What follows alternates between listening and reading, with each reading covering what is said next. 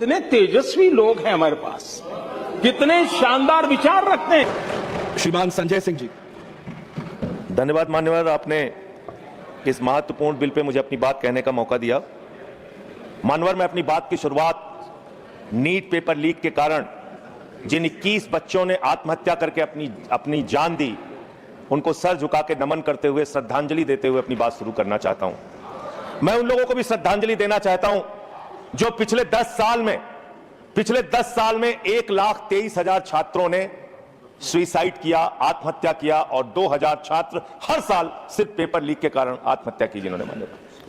मान्यवर, मैं ये बिल पढ़ रहा था और आपने नीट के पेपर लीक के कारण जब 22 लाख बच्चे प्रभावित हुए तो आपने कहा री एग्जाम कराएंगे। पहली बार जब आपने एग्जाम कराया तो 22,80,000 बच्चे उसमें बैठे थे, लेकिन दोबारा जब आपने री एग्जाम कराया तो उसमें मात्र 20 लाख बच्चों ने हिस्सा लिया। 2,80,000 बच्चों ने हिस्सा नहीं लिया। उस गुनाह के लिए, उस पाप के लिए जिम्मेदार कौन है? दूसरी बात मान्यवर, यह बिल देख के मुझे लगता है कि सरकार खुद स्वीकार कर रही है कि देखो भाई, पेपर लीक तो होगा, पेपर लीक हम नहीं रोक पाएंगे, पेपर लीक होगा। हत्या के खिलाफ सख्त कानून बनता है, बलात्कार के खिलाफ सख्त कानून बनता है। तो कोई हत्या का अपराधी होता है, बलात्कार का अपराधी होता है जिसको सजा मिलती है।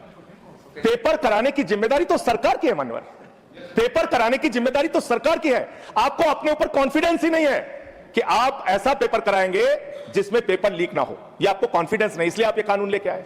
कानून में लिखा क्या है? इस कानून में आप लिख रहे हैं 2 महीने में इन्वेस्टिगेशन पूरी हो जाएगी, 3 महीने में ट्रायल खत्म हो जाएगा। 2 महीने में इन्वेस्टिगेशन पूरी हो जाएगी, 3 महीने में ट्रायल खत्म हो जाएगा। कितने कोर्ट है आपके पास? पूरे देश में कितने जजेस हैं आपके पास? फास्ट ट्रैक कोर्ट की असलियत मान्यवर पता है आपको? 2.5 lakh cases fast track court के अंदर पेंडिंग पड़े हुए हैं। यह आपकी हकीकत है। फास्ट ट्रैक कोर्ट की हालत यह है, एक लड़की एसिड विक्टिम, शाहीन नाम है उसका, 15 साल तक फास्ट ट्रैक कोर्ट में उसका मुकदमा चला और 15 साल के बाद सारे के सारे आरोपी बरी हो गए। क्या फास्ट ट्रैक कोर्ट की बात आप कर रहे हैं? गुमराह करने की बात आप करते हैं। मान्यवर, इनके राज में 1 लाख सरकारी स्कूल हिंदुस्तान में बंद हुए। 1,20,000 सरकारी स्कूल ऐसे हैं जिसमें एक टीचर है। 98,000 सरकारी स्कूल ऐसे हैं जिसमें बच्चियों के लिए टॉयलेट का इंतजाम नहीं है। 1,19,000 सरकारी स्कूल ऐसे हैं जिसमें बिजली का इंतजाम नहीं है। मान्यवर, यह सरकार शिक्षा के ऊपर मात्र 2% पैसा खर्च करती है, मिड डे मील में नमक रोटी खाने को देती है। इसलिए क्योंकि मोदी जी का नारा है, अनपढ़ रहेगा इंडिया तभी तो अंधभक्त बनेगा इंडिया, अनपढ़ रहेगा इंडिया तभी तो अंधभक्त बनेगा इंडिया। मान्यवर, इस सरकार ने कोयला चुराया, गैस चुराया, बिजली चुराई, पानी चुराई, शिक्षा चुराया, स्कूल चुराया, अस्पताल चुराया, पेपर चुराया। हम लोगों ने सोचा अब क्या चुराएंगे? बोले हम चंदा भी चुराएंगे, राम का चंदा भी चुराएंगे।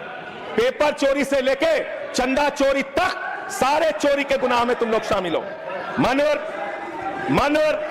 किसान आंदोलन करता है तो खालिस्तानी हो जाता है, किसान आंदोलन करता है तो खालिस्तानी हो जाता है, मुसलमान आंदोलन करता है तो पाकिस्तानी हो जाता है, नौजवान आंदोलन करता है तो चाइनिस्तानी हो जाता है। लेकिन मैं इस सरकार के बारे में कहना चाहता हूं, जो लोग AK-47 चलाते हैं, छात्रों के सर पे लाठियां चलाते हैं, आंसू गैस के गोले छोड़ते हैं, वो सरकार आतंकवादियों जैसा आचरण कर रही है, आतंकवादियों जैसा व्यवहार कर रही है। मैं ये कहना चाहता हूं। मान्यवर, मैं आपके माध्यम से इनको एक सुझाव देना चाहता हूं। इनकी एक सांसद ने वहां पर गई हुई नौजवान, खत्म कर रहा हूं सर, सबके ऊपर आपने 1-2 मिनट भी दे दीजिए। टाइम खत्म हो गया, बोलिए सर, अभी तो 3 मिनट बाकी है सर। बोलिए सर। छात्र जो गए वहां आंदोलन करने, उनको बर्बरतापूर्वक मारा गया, लाठियों से पीटा गया सर, उनके सर फोड़ दिए गए, उनके ऊपर आंसू गैस के गोले छोड़े गए, वो चीखते रहे, चिल्लाते रहे, 500 छात्रों को घायल किया। और बिहार के अंदर इन लोगों ने AK-47 चलाया सर। वो आतंकवादी है हमारे छात्र, वो हमारे घरों के बच्चे आतंकवादी है सर, जिनके ऊपर आपने गोलियां चलाई। और तो और इनकी एक सांसद है मान्यवर, उन्होंने किसान आंदोलन में किसानों को गालियां दी, नौजवानों के आंदोलन में नौजवानों के लिए इतनी भद्दी टिप्पणी की मान्यवर, इस सदन के अंदर मैं कह नहीं सकता मान्यवर। हमारी बच्चियों को यह कहा गया, उनके चरित्र के ऊपर सवाल उठाया गया। मैं निवेदन करना चाहता हूं JP नड्डा जी से, समझाइए अपने उस सांसद को। अभी तो उसको 1 थप्पड़ पड़ा, सिर्फ 5 उंगली के निशान पड़े थे। ऐसी बात करोगे, गटर जंजी को गटर कहोगे, जंजी को गटर करोगे तो तुम्हारी सरकार को इस देश का नौजवान, इस देश का जंजी पकड़ के गटर में डालने का काम करेगा। इसलिए तुम्हारी सरकार को मान्यवर, इसलिए मैं आपसे निवेदन करना चाहता हूं, नौजवानों को गटर जेनजी मत बोलो, तुम्हारी सरकार को उठा के वो गटर में डालने का काम करेंगे। माननीय, इसमें ऐसे ऐसे प्रावधान आप लेके आए हैं। माननीय संजय जी, मैं बस खत्म कर रहा हूं। अकेले स्पीकर हैं आप? हाँ, अकेले हैं। अकेले। सर, मैं ये सोच रहा था कि ये सरकार ऐसा कानून लेके आए, अकेले रहेंगे तब भी तुम्हारे खिलाफ लड़ेंगे, याद रखना। माननीय संजय जी, अकेले रहेंगे तब भी तुम्हारे खिलाफ माननीय लड़ेंगे। संजय जी, ये दादागिरी कहीं और दिखाना। बैठ जाओ, चंदा चोरी करते हो तुम लोग। माननीय तरुण जी, माननीय तरुण जी,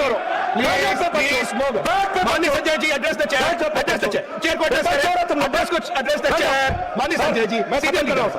अरे नहीं, एड्रेस द चेयर। माननीय तरुण जी, पेपर चोर, प्लीज प्लीज। सर, मैं सोच रहा था संजय जी, अंतिम में एक बात खत्म माननीय तरुण जी, करके माननीय तरुण जी, पेपर चोर, प्लीज अकेला रहूंगा तो रहूंगा तुमसे। प्लीज। किसी गलतफहमी में मत संजय रहना। जी, किसी गलतफहमी में मत संजय जी, रहना। समय जा रहा है आपका, समय जा रहा है, समय जा रहा है। हाँ, खत्म एड्रेस करो। करिए sir, address the chair, low. Address the chair. मान्यवर, जी। मैं सोच रहा था कि आखिर ये सरकार ये पेपर चोरों के खिलाफ कार्रवाई क्यों नहीं करती।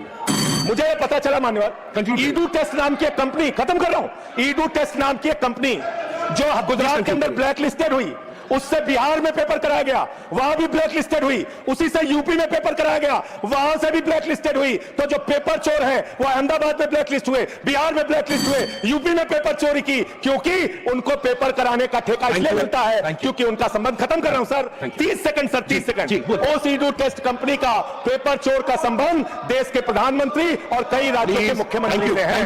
थैंक यू, मुख्यमंत्री से है सर, मुख्यमंत्री से है, फोटो मिल जाएंगे सर। खत्म कर रहा हूं, धमकी मत दिलवाइए सर। चोर हमको धमकी दे रहे हैं,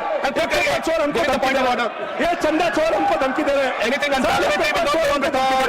Anything unparliamentary will go not go on record. Please conclude करिए. I'll allow you.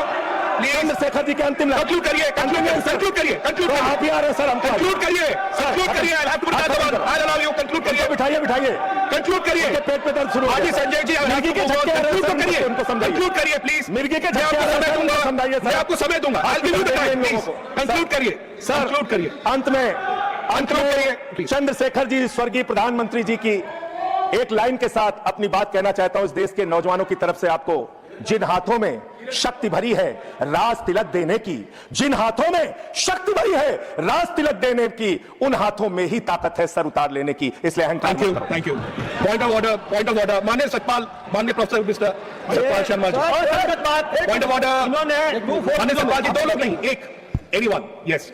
There is a order number 110. Rule number 110. 110. Scope of debate. Yeah. Okay. Anything unparliamentary will not go on record. We will examine. Point taken. Ruling Everything. है. Yes, It is not please. unparliamentary. देखिए, I made my ruling. Sudhanshu ji, माननीय सुधांशु जी. इन्होंने माननीय प्रधानमंत्री जी का नाम लिया है इस ढंग से, तो ही हैज टू ऑथेंटिकेट। किस बेस पे इन्होंने कहा कि अगर प्रधानमंत्री जी आपने ऐसा कहा, का you may authenticate it. जी. प्लीज चेयर से ऑर्डर कीजिए। जी. Authenticate करिएगा. हाँ, मैं ऑथेंटिकेट करूंगा। Sure. Thank you. Everyone to your places. My ruling is very clear. I've heard the point of order. Anything will be examined. Anything which is not in accordance of rules will not be there. Point made. We'll move on. Professor Manoj Kumar Jha, please.